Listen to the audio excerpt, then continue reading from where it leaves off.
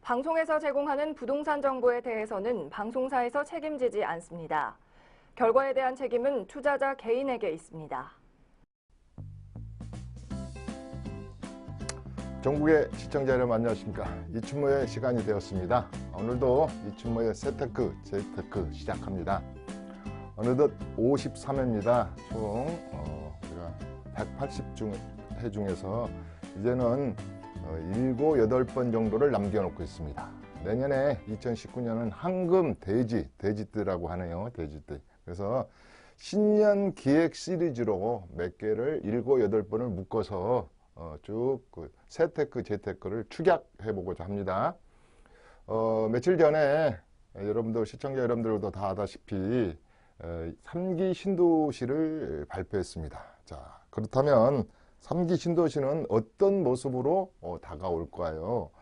무주택자에게는 분명한 것은 주택을, 내 집을 마련하는 기회가 될 것이고, 또 어떤 신도시는 정말로 성공한 신도시가 되겠지만 과거 1기, 2기 신도시처럼 실패한 신도시도 있을 수 있습니다. 그래서 우리가 신도시 하면은 과거에 참 신도시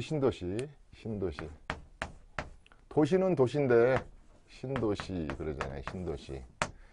우리가 뉴타운은 좀 틀린 부분으로 보죠. 그래서 뉴타운은 어떻게 보면 리버스, 다시 태어나는 이런 개념이고, 신도시는 니보다는 논밭을 갈아엎어 가지고 도시개발법으로 해서 한다든가 여러 가지, 이제 과거에 우리가 신도시 하면 1기 신도시도 있었고, 또 뉴타운을 하면은 우리가 뭐 과거에 시범단지를 보면은 뭐 은평 뉴타운, 왕십리 뉴타운, 뭐 기름 뉴타운 이런 것도 있었고, 그래서 아무튼 이건 이제 신도시. 도시가 팽창하다 보니까 자, 여러 가지 이 아파트 공급을 이제 늘리고자, 인구가 팽창하고 도시가 팽창하다 보니까 이제 신도시를 만들게 된 거죠. 그래서 여러분들은 기억할, 저는 이제 산 증인입니다. 1기 신도시부터 이런 부동산 관련업을 했으니까 우리가 88년도가 끝나고 이제 집값이 막 뛰기 시작합니다. 그래서 이제 그 당시 우리 노태우 정권 때죠. 그때 그 당시 4월 달에 1기 신도시를 발표를 합니다. 약 29만 2천 세대 정도 되죠. 30만 세대보다는 조금 적죠. 거기서 이제 3번, 뭐, 분당에 9만 7천 세대, 3번, 뭐, 그 다음에 평촌 막 4만 3천 세대, 일산에 6만 세대 이상, 또 우리가 중동 이런 데를 이제 1기 신도시 그래요. 2기 신도시는 한 10군데 정도 되는데, 어떻게 보면 3기 신도시가 1기 신도시하고 비슷합니다.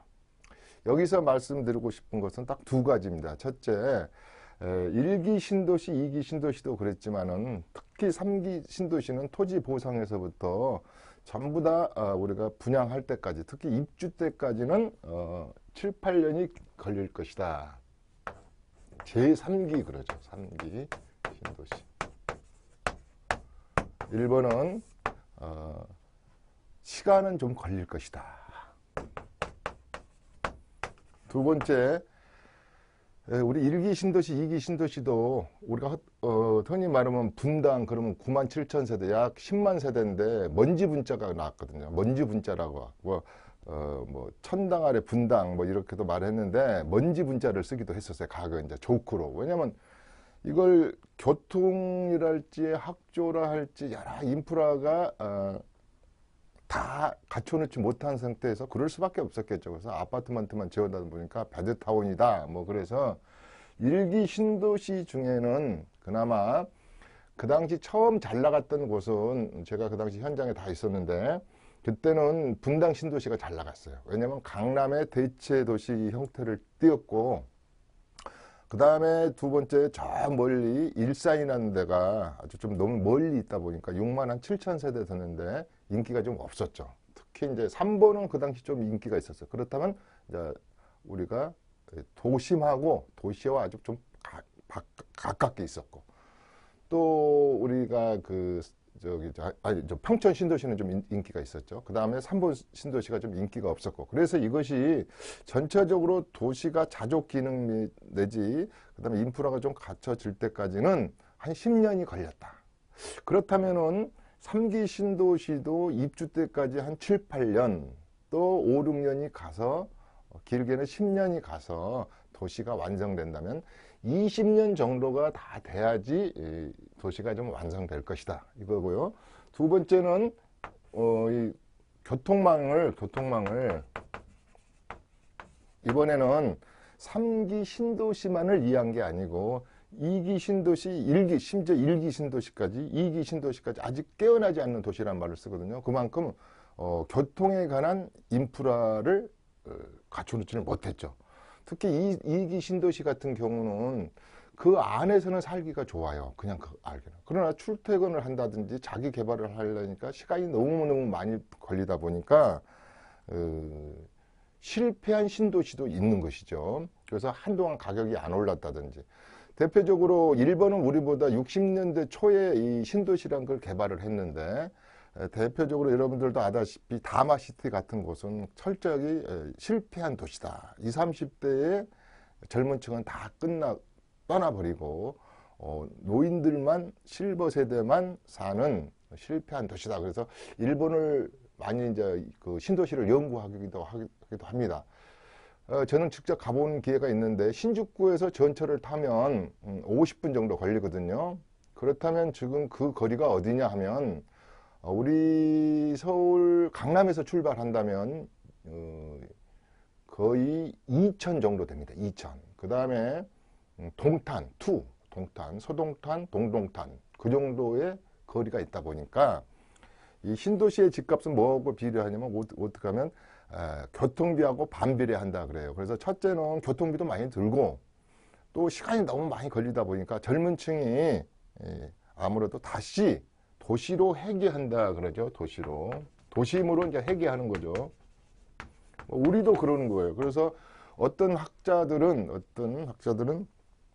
일본의 신도시가, 자바현도 마찬가지예요. 일본의 신도시가 다마시티 같은 데가 실패한 이유는 도심의 컴팩트 시티화 했다든지 그 다음에 도심 개발을 해서 적지만 자기 만족들요. 요새 뭐 소확행 뭐 이런 말도 썼잖아요. 소소하지만 적지만 확실한 행복을 챙길 수 있는 소확행 뭐 그런 말도 쓰는데, 아무튼 그러다 보니까 신도시가 자주 기능도 잊어버리고 배드타운으로서도 그 역할밖에 못하니까 실수할 수 있다, 이렇습니다. 그래서 일단 뭐 1기 신도시가 됐든 2기 신도시가 됐든 3기 신도시가 됐든 첫 번째는 교통망을 좀 신경을 쓰는 것 같아요, 이번에 이제 정부가. 그러면 이제 이 자리에서 어느 신도시가 장점이 있고 어느 신도시가 메리트가 없다, 뭐 이렇게 분석하기보다는 오래될 얘기니까 이렇게 해서 이제 여기 뭐 인천 계양, 거기가 그 우리나라에서 제가 한번 그때 방송할 때 연립이라 그럴지 다세대 가격이 제일 대한민국에서 아무튼 싸다 이런 말 하면 또 혼날라나, 아무튼 싸긴 싸요. 그래서 거기 33평 같은데 박촌역에 최근에 이거 발표되기 전에는 2억 6천 2억 8천 밖에 안 했어요. 교통은 꽤 좋아요. 김포공항까지 출퇴근해서 거기서 9호선 갈아탄다든가 또 공항철도를 계양역에서 갈아타는 것은 좋은데, 이 지역의 도심에 좀 가깝게 바로 또 옆에는 뭐가 붙어 있습니까? 우리가 이제 검단 신도시라는 데가 지금 분양을 3, 4번 하고 그랬잖아요. 거기도 굉장히 바로 길 건너 있는 것이죠. 그래서 구련역, 계양역, 박촌, 임학역 부분에 이제 바짝 어떻게 보면 김포권에 이게 붙어 있다. 그렇다면은 또 여기 보신 분들은 우리 지금 신도시도 미분양될지 모르고 검단 신도시도 미분양될지 모르고 우리 김포 같은 데도 지금 이제사 자생력을 갖춰서 집값이 좀 오르려 그러는데 또 이게 신도시가 들어오면 또 불편하다 이럴 수도 있는 거죠. 그 다음에 밑에 과천은 우리가 원래 이제 지식정보센터하고 한 10개가 넘는 재건축 사업이 지금 진행되고 있죠. 그런데 이제 과천은 한 가지 이 4호선이 사당동을 통해서 가기 때문에 석바위 쪽으로 그다음에 대공원 쪽으로 돌아가다 보니까 좀 지루한 맛이 있죠.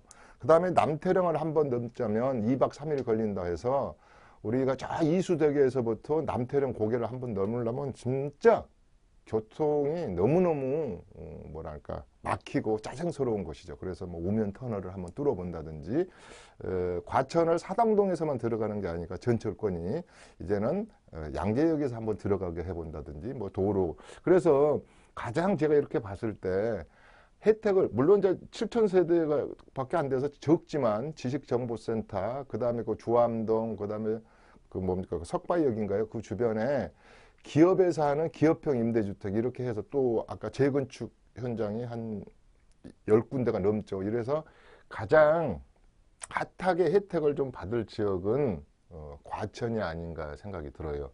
그 다음에 이 하남의 교산지구는 하남에 그러면 대표적으로 2대 신도시가 아직 북일해가 덜 끝나 있지 않습니까?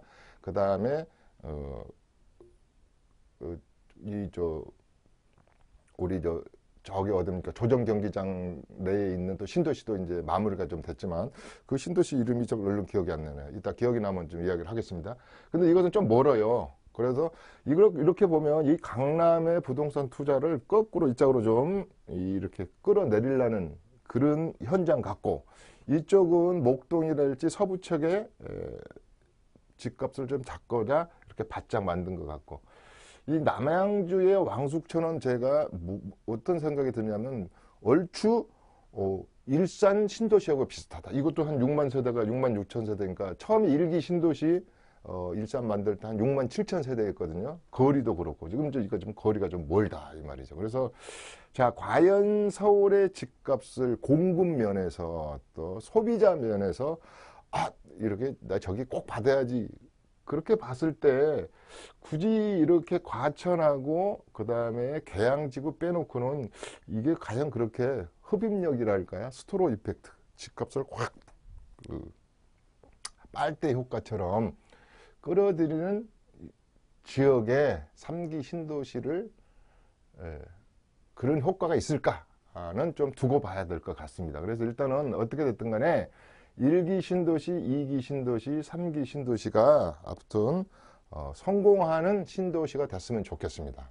이렇게 본다면 아직도 대한민국은 무주택을 가진 분들이 많기 때문에 이런 기회에 뭐 남양주 이게 왕숙천 그래서 왕숙천 우리가 그 탄천, 왕숙천, 한강의 지주의 4대 천이 있잖아요. 그래서 좀 멀리 있지만 여기 좀 더 가면은 이제 뭐 우리 옥정지구라는 데가 있어요. 또 저 남양주 그러니까 뭐 거기 뭐 별내 그 다음에 그 밀락지구 그 또 위에 쭉 올라가면은 우리 밑에죠. 좀 밑에 저 토평에 붙어 있는 다산 신도시 이 역할이 이쪽이 지금 북부 축에 동북의 축에 아파트가 많이 좀 가임 공급된 면도 있어요. 여기 양주, 오천, 하천 이쪽 보이네요. 그 다음에 이쪽은 송파, 이래 쪽은 우리 2기 신도시 중에서 가장 그 인기가 있었던 지역이 그 이래라고 할 수도 있지요. 아직도 12,000세대는 남아있으니까. 이왕에 2기 신도시 얘기가 나왔으니까 가장 집값이 한 38% 올랐던 지역은 강교 신도시 있잖아요. 옛날에 이의동 그랬어요. 이의동. 그런데 강교 신도시라 할지, 그 다음에 판교. 핫한 지역이었죠. 2006년부터 판교.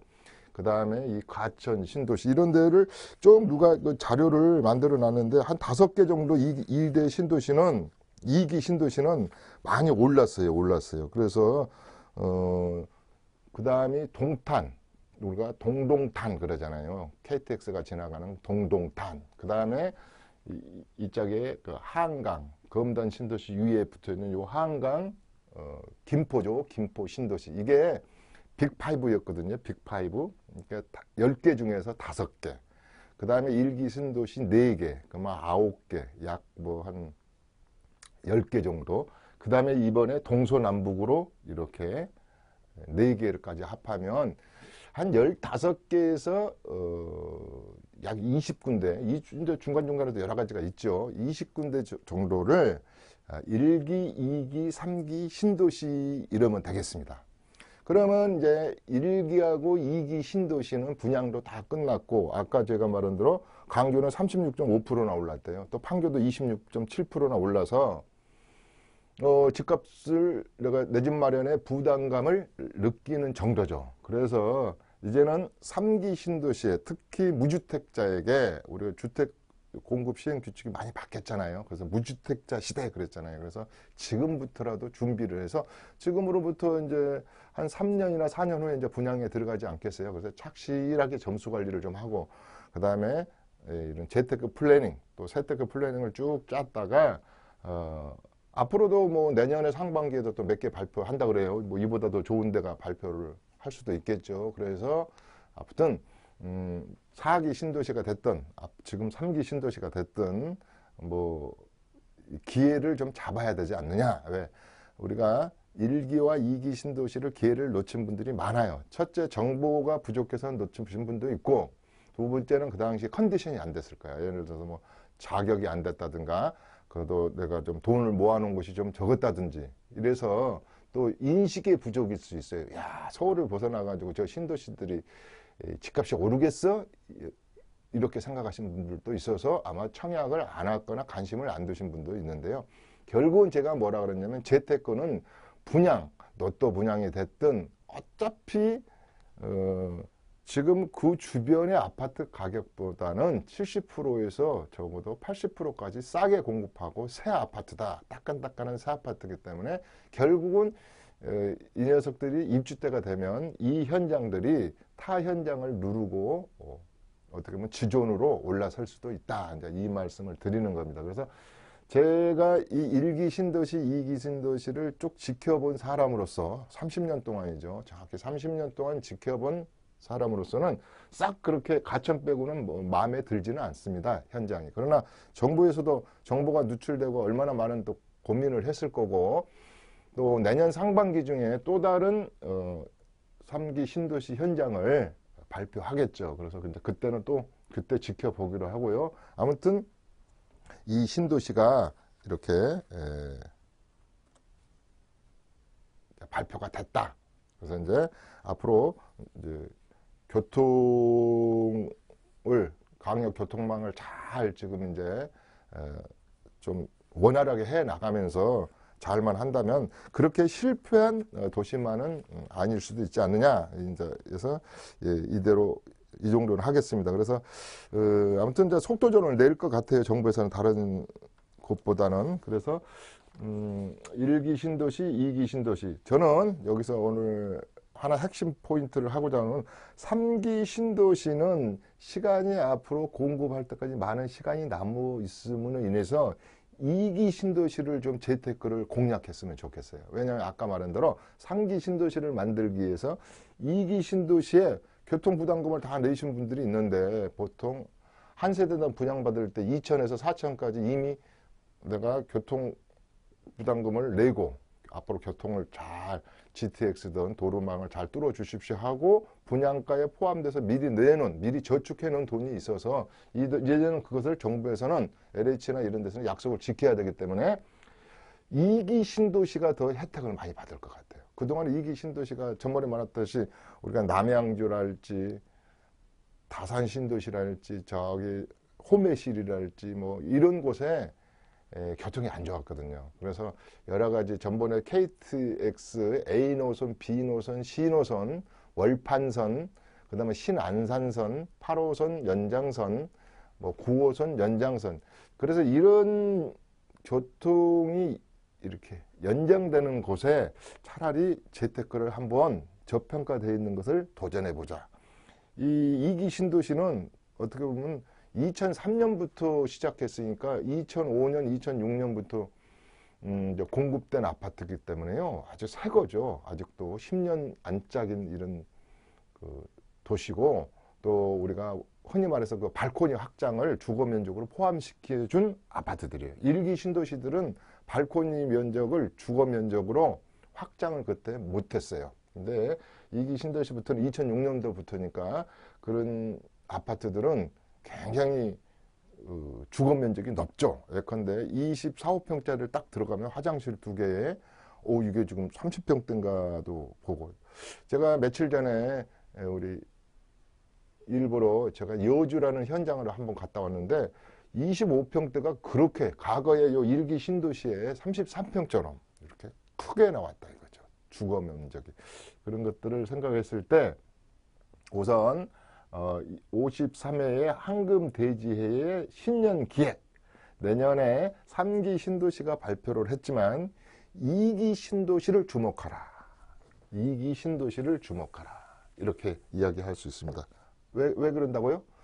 2기 신도시의 교통망이 과거보다는 훨씬 더 좋아질 것이다. 그건 또 정부의 약속이기도 합니다. 그래서 1번의 하두는 2기 신도시를 공략하라 이 말입니다. 공략하라. 이건 이제 분석이 필요하죠. 아, 어디가 어떻게 전철이 되고 이제 이거잖아요. 그 다음에 역시 이제 3기 신도시를 여기는 공략입니다. 그 다음에 3기 신도시를 준비하라. 신도시를 준비하라. 세 번째, 제일 무주택자고 조건이 좋고 84점 중에서 70점이 넘고 나 이 정도면 그래도 고점에 해당된다. 예컨대 서울대, 연대, 고대를 갈 수 있는 스카이 대학을 갈 수 있는 점수를 가지고 있다. 어떻게 보면 한 72점이더라. 난 78점 정도 돼. 뭐 80점이 넘으면 더 좋겠지만 어느 정도 가점이 높으신 분들은 이 3번을 도전해야 됩니다. 3번이 뭐냐? 아직도 끝나지 않는 2기 신도시를 정복하라. 이건 준비고 공략이고 아주 정복이라고 쓸까요? 그래서 아직 끝나지 않는 이거는 2기입니다. 2기 신도시를 정복하라. 연구하라. 너무 전투적인 표현인가요? 연구하자. 집중 연구하자. 연구하라. 대표적인 게 어디가 남아 있을까요? 내가 가장 좋아하는 도시. 북일해가 12,000세대나 남아 있습니다. 우리가 한 43,000세대 정도 되거든요. 그래서 남일해는 끝나가지고 입주한 지 이제 2, 3년 다 됐고, 북일해가 그렇게 남아있어요. 그래서 내가 그 북일해에, 오늘 시간이 있으려면 내가 그 마스터 플랜, 앞으로 이게 분양할 그 플랜에 대한 이제 자료를 좀 가져왔는데, 이따 시간이 남으면 그걸 한번 제가 읽어 드리도록 하겠습니다. 그래서, 아무튼 많이 남아있다. 엄청 남아있다. 아직도. 그 다음에 2기 신도시 개념은 아니지만 과천 현장, 과천 지식정보센터가 남았다 그랬지 않습니까? 과천. 또 어디가 있습니까? 제2회, 제3회 판교 이런 데가 말하는 대장지구가 이제 분양에 들어갔잖아요. 대장지구. 또 여기에 이제 3기 신도시만 3기 신도시냐? 그렇지 않죠. 감일, 감북, 뭐, 이렇게 앞으로도 이제 또 지금은 이번에 3기 신도시는 그린벨트를 거의 이제 이렇게 서울시에서 또 강력하게 반대하고 그래서 안 풀고 이렇게 했지만 앞으로 또 그린벨트를 푸는 지역도 있을 거고 그래서 2기 신도시에 준하는 아직 끝나지 않는 2기 신도시를 준비하라. 그 중에 대표적인 게 서울은 북일해다. 북일해.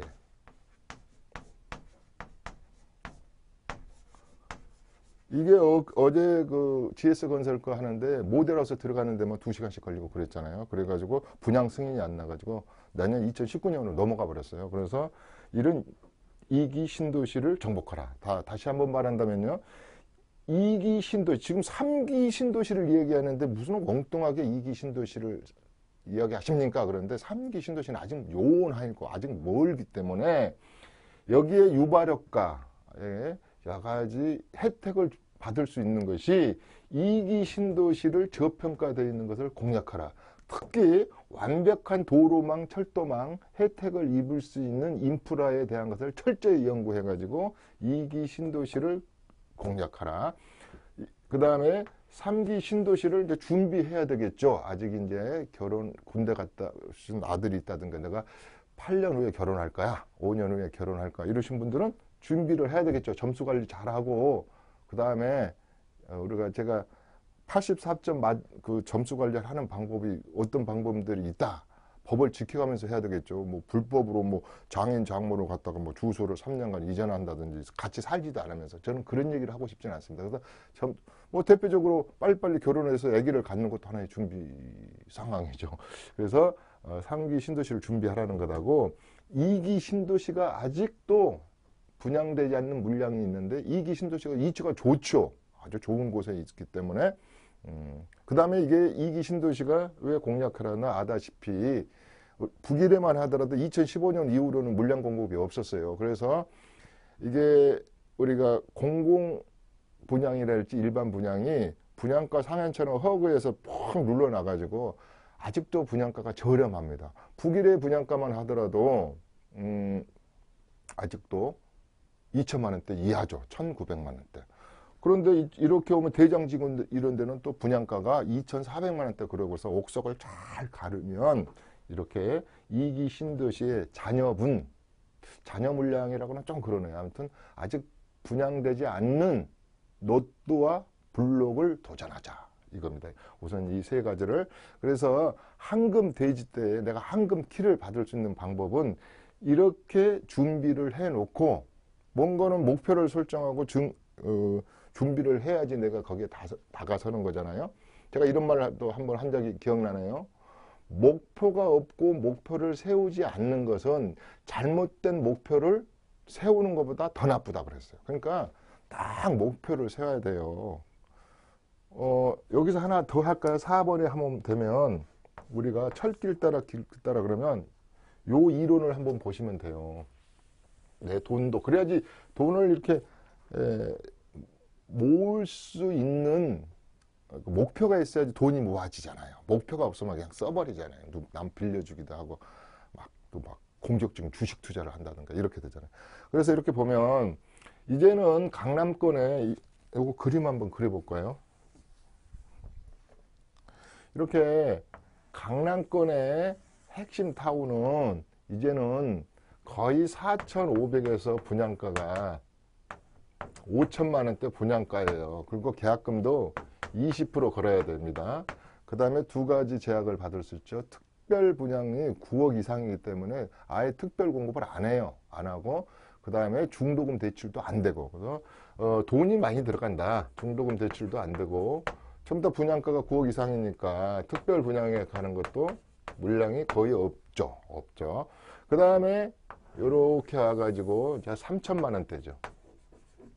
거의 서울시의 25개 구가 보면은 2,500에서 3천만 원대예요. 3천만 원대. 그 다음에 2기 신도시처럼 서울을 둘러싸고 있는 이성 도시가 제가 28개 시하고 3개 군이라 그랬는데 제가 뭐라고 얘기를 했냐면 법정동만 경기도지 서울의 모든 문화적 혜택, 그 다음에 인프라, 도로, 지하철을 다 혜택을 받는 곳이 있다. 그게 보도, 그 다음에 이제 경계선 상에 있다 그랬죠. 그래서 경계선 상에 있는 것을 잘 고르시면 대표적으로 제가 안양이라 그랬고 성남시라 그랬고 이렇게 있습니다. 그런데에 지금 분양가가 2,300에서 2,500이에요. 그 다음에 아까 좀 더 싼 것이 뭐라 그랬냐면 이렇게 2대 신도시처럼 이미 택지 조성이 10년 전에 5년 전에 끝났는데 아직 분양을 안 하고 있었기 때문에 조성원가는 그때 걸로 쳐야 되겠죠. 그래서 분양가가 싼 이게 노또다 이런 거죠. 이런 건 전부 다 9억 이하대고 그래서 이 단계별로 나에 맞는 재테크를 해야 된다. 제가 이 말은 사실 방송에서 해야 될 용어는 아니지만 이 집테크는요. 제가 뭐라 그랬냐면 꼭 어떤 분이 자기 직장하고 아무리 이 직장하고 직주형으로 직장과 주거가 직주형으로 새 판을 짠다 하더라도 그것을 조금 벗어날 수는 있어요. 자, 내가 직장이 내가 저기 문산에서 근무한다 그래요. 내가 문산에서 군인의 선임하사다 이런데 문산시에만 그러면 문산 읍내에만 분양을 받을 겁니까? 그건 아니잖아요. 그러면 내가 조건이 맞으면 군인으로서 특별 공급이 자격이 좋으면 1회에서 받고 과천에서도 받고 대장지구에서 특별 분양을 받으시고 우리가 15년, 14년 이상이면 특별 분양 자격을 주잖아요. 문산에서 전세를 사시고 다음에 전역을 할 때 이렇게 왜? 아무래도 오르는 곳이 틀리다 이거죠. 틀리다. 그래서 우리가 이런 말을 합니다. 강남에 재테크 잘하는 장모님은 내가 집 봐줄 테니까 강남에다 집 사놓고 우리 집 와서 전세 살아라 이렇게 하는 거고요. 그냥 또 재테크를 모르는 장모님은 야 내가 애기도 받아줄 테니까 우리 집 옆에다가 집 사라 이런다 그랬지 않습니까? 그래서 집은 내가 저번 시간에 말했듯이 이제는 똘똘한 한 채도 중요하지만 똘똘한 곳을 택해야 된다 그랬어요. 똘똘한 곳, 똘똘한 로케이션, 똘똘한 입지를 딱 골려서 집은 결국은 똘똘한 녀석이 중요한 게 아니고 똘똘한 곳, 핫스팟 지역, 분양가가 싸고 대단지고 브랜드가 있고 그 다음에 앞으로 내재적 가치가 있어서 이웃도 좋고 학군도 좋은 지역을 먼저 선점하라. 내가 좀 고달퍼서 내가 아무리 내가 이것은 참 부적절한 얘기라 그랬습니다. 자, 세종시 공무원이 언제나 세종시에서만 근무할 게 아니잖아요. 그렇다고 해서 세종시에만 분양받을까요? 그건 아니잖아요. 내가 언젠가는 리타이어 한다든가 애들 교육상 그런다면 서울에 분양을 받아놓고 세종시에서 전세도 살 수 있는 전략을 짤 수도 있다. 이 말이거든요. 그래서 과거에도 일기 신도시 때도 그랬어요. 일기 신도시 때도 너무나 그 분당이 멀다 보니까 그때 좀 분양을 받아놨으면 많이 올랐죠. 근데 그냥 서울에서 그냥 전세로만 사신 거예요. 전세로만 사시는 분도 있고 다 마찬가지죠. 2기 신도시 때도 많이 그랬죠. 10개의 2기 신도시를 분포를 보면은 별로 마음에가 안 들어요. 그렇게 딱 그러니까 그냥 포기를 하셔버렸어. 그래가지고 그냥 가까운데 직장에서 가까운 데랄지 학군 좋은 데서 그냥 전세를 살다 보니까 재테크를 특히 집테크 면에서는 실패를 하셨다 이 말이죠. 그래서 이것을 잘 분석을 해서 아까 제가 몇 개를 해드렸잖아요. 여기 또 하나가 더 한다면 아까 4번을 했나 모르겠네. 히든에 숨어있는 입지. 이게 지금 1기, 2기, 3기는 크게 그림이 나와 있는 거잖아요. 근데 여기에 우리 시청자 여러분들이 제가 이제 물론 우리 뭐 부산만 하더라도 가보면 여러 가지 지금 명지 지구니 이런 데 다 가봤습니다만은 강남은 어디로 아니 부산은 어느 축으로 뭐 서부 축으로 어디 쪽으로 낙동강 변이랄지 뭐 명지 지구로 뭐 그다음에 에코 신도시 이런 쪽으로 도시가 팽창한다더라. 그다음에 강주는 또 어디로 팽창한다더라. 여주 이천은 경강선을 중심으로 부발업 쪽으로 신도시가 생긴다더라. 조금만 더 가면 여주까지 판교역에서 약 49분 정도가 걸리는데 50분 정도 걸려요. 그러면 거기 지금 여주에 가보면 막 땅을 다 파헤쳐놨잖아요. 그래서 세 군데의 공동주택을 분양받으려고. 그러면 보니까 보통 800에서 1100 사이의 분양가를 지금 정해놓고 있더라. 그러니까 그 여주만 하더라도 딱 50분을 거기서 더 가면은 이제 강릉 신역사가 나오고 푸른 동해의 바다가 나오고 또 50분을 탁 오면 판교에서 거기서 10분만 16분만 더 투자하면 강남까지 와버리고 이런 도시죠. 또 이쪽으로 보면은 서쪽으로 보면 그 대표적으로 우리가 여러 군데가 그런 곳이 있죠. 우리가 김포에서부터 이제 그 전철이 다 들어가는 곳이 또 이 신안산전 쪽으로 봐도 마찬가지예요. 뭐 목감 뭐 이런 데가 다 있는데 동북쪽도 마찬가지고 이게 서울시를 이게 서울시다 그러면 이렇게 딱 해놓고 한번 제가 두 가지 원칙을 짜라 그랬지 않습니까? 내가 은퇴해가지고 나이가 들어서 어디서 살까 하는 60세 넘으신 우리 베이머 부모들도 시청자 여러분들께서도 한번 판을 짜보시고요.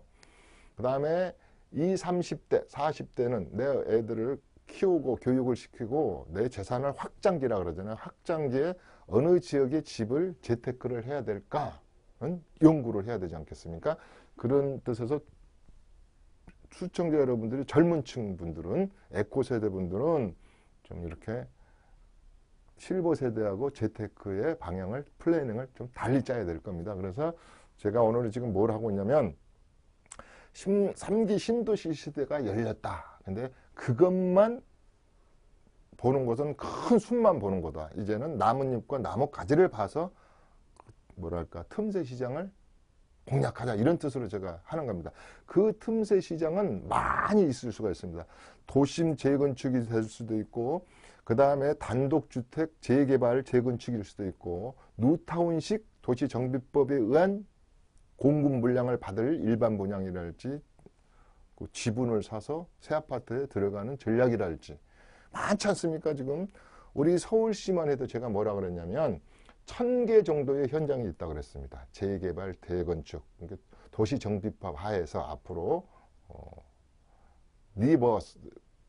다시 태어나야 될 도시재생사업도 재생사업일 수도 있겠고 뭔가는 다시 부수고 다시 태어날 정말 새판짜기 할 서울에 재편될 부동산을 찾아내라 그렇습니다. 그래서 1기, 2기, 3지에서도 또 더 1기로 가볼까요? 1기도 마찬가지입니다. 1기도 이제서 전철이 연결되는 곳도 있었어요. 그러면 대표적으로 분당이 그렇죠. 정자역에서 그냥 강교로 가버렸는데 미금역을 통과해서 강교까지 가다 보니까 그동안에 미금역이 좀 안 올랐거든요. 근데 지금은 달라졌죠, 가격이. 그러니까 이 전철이 그렇게 중요하다. 그 다음에 또 하나는 우리가 아직은 GTX의 혜택을 보지도 못했고 이름만 지금 10년 전부터 GTX 강역 철도망 그런데 실질적으로 이 GTX라는 녀석이 경기도와 서울시를 넘나들면서 보통 1시간 반 정도 걸리던 것이 19분, 18분대로 압축이 된다면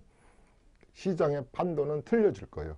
이건 5년 후의 이 얘기겠죠. 그러니까 그런 것들을 잘 눈여겨봐가지고 가족하고 타협을 탁 해가지고 하나의 활용 점정을 찍자 이런 뜻에서 제가 오늘 재테크 면에서는 그렇게 한번 각오를 갖자 이랬습니다. 자, 이제 재테크입니다. 이제 분양권하고 언제나 이제 재테크도 있고 재테크도 있고 저는 이걸 재테크란 말을 앞서서 말하는 것은 재테크를 하고 나서 재테크를 하면 늦다. 그러니까 재테크 플래닝을 먼저 짜야 된다. 그래서 재테크를 제가 먼저 쓰는 겁니다. 그리고 저는 굉장히 이 세금을 우선하는 그 재테크 플래닝을 중시하는 사람이다. 그래서 재테크를 앞에다 갖다 놓는 거거든요. 황금 돼지 참 좋은 것 같아요. 지금 뭐 여러 가지로 좀 복잡하잖아요. 뭐 정치적인 것도 그렇고 제조업 하시는 분도 그렇고 우리 여러 가지로 내년도 다사다난하고 경제 성장률에서부터 여러 가지 내년에도 이제 공급은 꽤 있어요. 내년에도 우리 아파트 공급으로 말하자면 근데 정말로 나에 맞는 그 곳에 딱 그 청약을 하려다 보면 그렇게 많지가 않아요. 그렇기 때문에 연구를 해라. 그 다음에 오늘 이제 재테크를 들어가면은 재테크는 해도 어렵고 복잡하다. 그래서 분양권하고 입주권은 재테크 전략이 그렇게 복잡하지 않아요. 왜냐면 분양권만 볼까요? 그냥 분양권은 올 2018년 1월 1일부터는 그냥 50% 구간이에요. 지방세습서까지 55%. 2년을 가지고 있든 20년을 가지고 있든 등기해서 팔지 않고 분양권 상태에서 매매를 하게 되면 세금이 50% 이상이다. 55%다. 이거 하나고 입주권은 좀 틀리죠. 이제 입주권은 이제 대체주택에 대한 개념도 좀 나올 수도 있고 이 입주권은 세 개로 한번 나눠보면 이렇게 해설할 수가 있어요.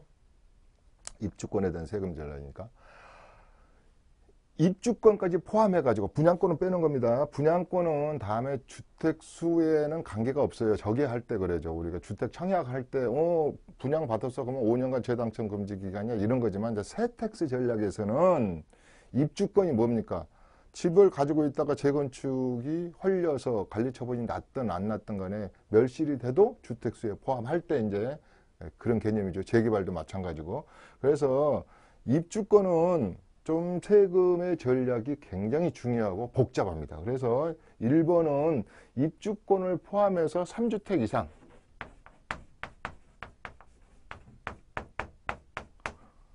자, 중과세를 피하는 방법은 3주택은 무조건 주택임대사업자로 묶는 수밖에 없다. 제가 이제 그런 얘기도 했는데, 그 다음에 2주택. 내가 집이 하나 있어요. 집이 하나가 있는데 이걸 다 이제 팔아가지고 새 집으로 넓혀 가야지. 나도 새로운 아파트를 한번 가봐야지. 그래서 또 입주권이 하나 있는 경우. 이런 거. 그 다음에 이제 뭐 대체주택이 있을 수도 있죠. 내가 집이 하나 있는데 그쪽에 2년 안에 이제 허물어질 것 같아. 그러면 사업시행 인가 이전에 사가지고 이따가 관리처분 받아서 아파트를 받아야지. 이런 거에서부터 이제 세법이 이제 복잡해지는 거거든요. 그 다음에 이제 2주택 이상자들이죠. 여기는 다주택자, 3주택 이상이고. 그 다음에 오로지 이런 분도 있어요. 내가 1주택인데 좀 시간을 단축해야 되겠다. 우리 애들이 공부방도 필요하고 또 우리 애가 결혼을 할 것 같으니까 새 집에서 내가 애들을 좀 데리고 살아봐야지. 뭐 이런 것도 있었죠. 그래서 1주택 상태에서 이렇게 입주권을 사는 분들이 있거든요. 입주권을 산다든가 분양권을 사는 경우도 있어요. 근데 분양권은 가로 속에 넣는 이유는 분양권은 단순하다 그랬습니다. 양도세 개념이랄지 보유 개념. 근데 입주권은 그렇지 않다. 이제 이런 경우가 꽤 있을 수가 있죠. 우리 시청자 여러분들, 난 저 3주택 이상인데 여기 물론 이제 실질과세 원칙에서 오피스텔까지 포함되는 겁니다. 이렇게 이상인 분, 2주택 이상인 분, 1주택인 분, 근데 입주권 가지고 있는 분. 굳이 하나 더 나눈다면 그냥 1세대 1주택인 분. 신경 쓸 게 없죠. 규제 지역이든 비과세 지역이든 뭐 언제 팔든 간에 2년을 보유했으면 거주할 필요도 없어요. 근데 이제 2주택부터는 내년부터는 거주 조건이 있다. 다 이제 까다로워진다 그러잖아. 근데 1세대 1주택인 거예요. 9억이하고. 그런데 이게 이제 9억 이상이 되면 고가주택이면 이건 규제 지역이든 비규제 지역이든 대한민국 전국에서 매도할 때 부동산의 실거래 가격이 9억을 넘게 받았다. 내가 부동산에서. 그렇게 된다면은 내년에는 2019년도는 1년은 유예되지만 2020년 1월 1일부터 팔 때는 2년 살았습니까? 안 살았으면 1년에 15년 해가지고 2%씩 해가지고 30%만 10년 아닙니다. 15년 했을 때 30%나 해주겠습니다. 그러니까 꼭 거주하고 오시면 1세대 1주택 같으면 9억이 넘었던 안 넘었으면 당연히 비과세니까요. 넘었으면 그때 넘었으면 2년을 거주하면 내가 장기보유 특별공제를 80% 해줄게. 그래요. 그 다음에 여기서 또 이렇게 많이 헷갈리는 이 양도세 중에 2년을 한 번에 쭉 24시간을 안 사도 돼요. 어떤 이유로든 12개월 살다가 2년은 다른 데서 내가 내 집 놔두고 전세 살 수도 있잖아요. 또 와가지고 합산하면 되고, 팔 때 내가 거주하고 있을 필요는 없어요. 주민등록상에 2년만 거주했다는 사실만 증명해 주십시오. 그러면 80% 장기보유 특별공제를 해주겠습니다. 만약에 2년이 못 채웠다면은 80% 장기보유 특별공제는 못 해드리겠는데요. 그래가지고 1년에 2%씩 해가지고 내년에 2%로 다운된다 그랬죠. 지금은 2018년은 3%지만 해가지고 15년 이상 됐다면은 30%밖에 안 해줄게요. 이런 거란 말이에요.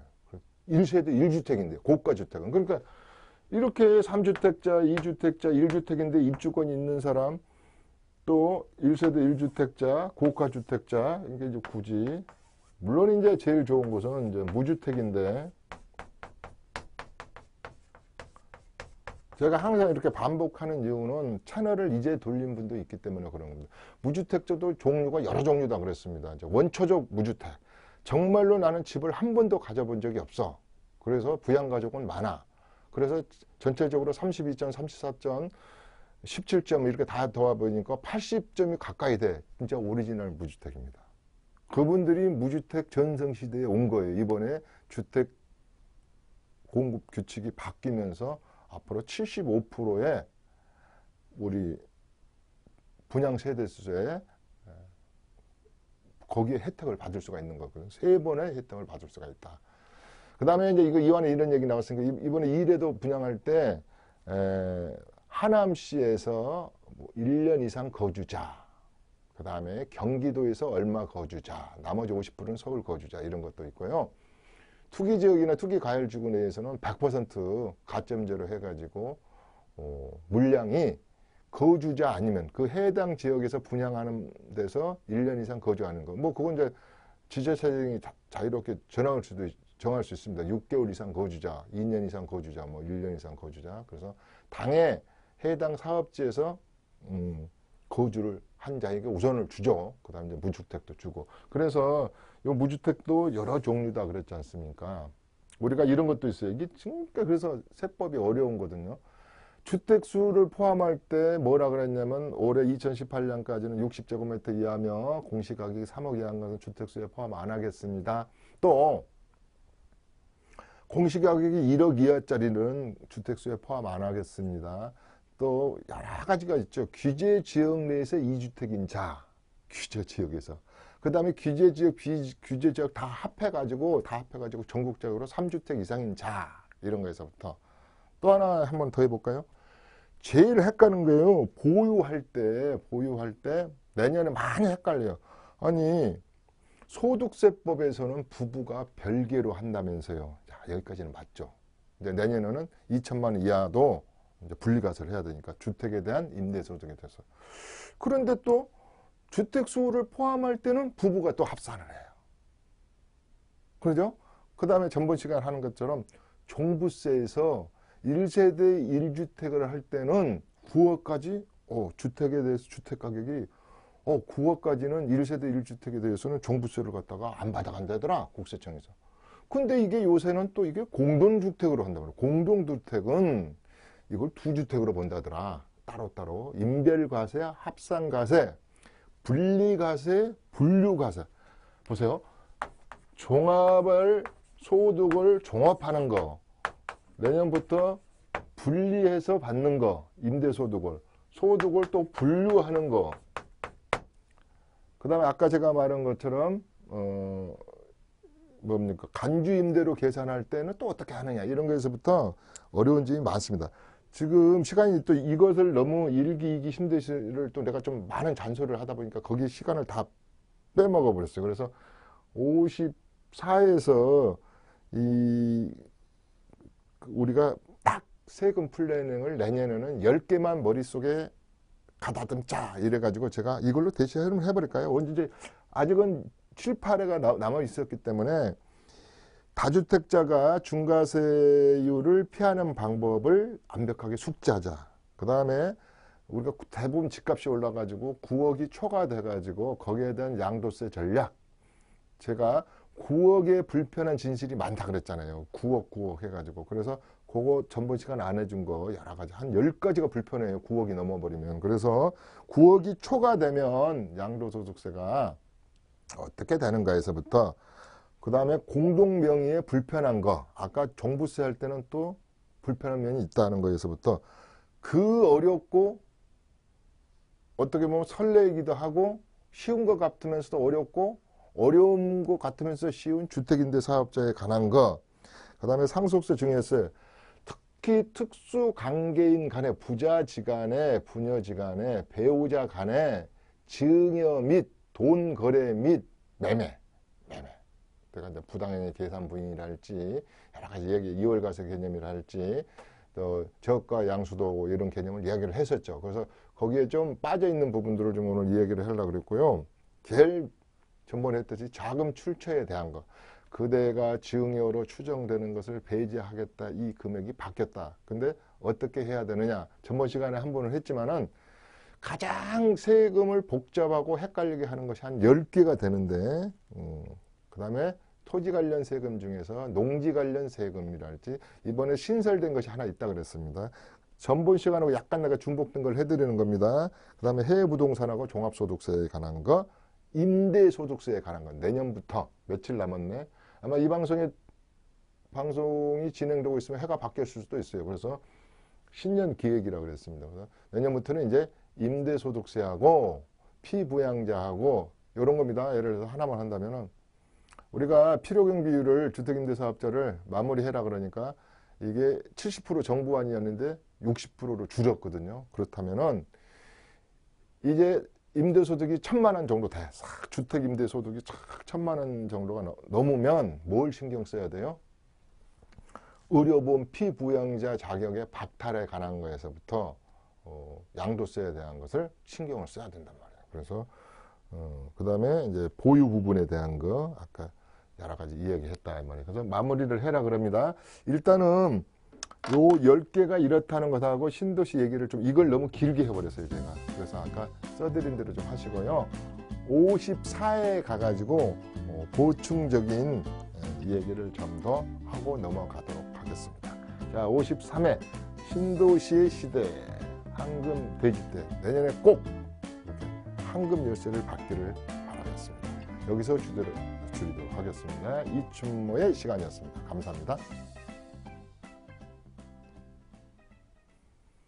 매주 화요일 11시부터 1시까지 이춘모 대표의 무료 세미나가 있습니다. 삼성역 1번 출구 해피하우징 교육원에서 열리고요. 부동산 절세 세무 전략과 보유부동산 세판 짜기를 주제로 강의가 진행됩니다.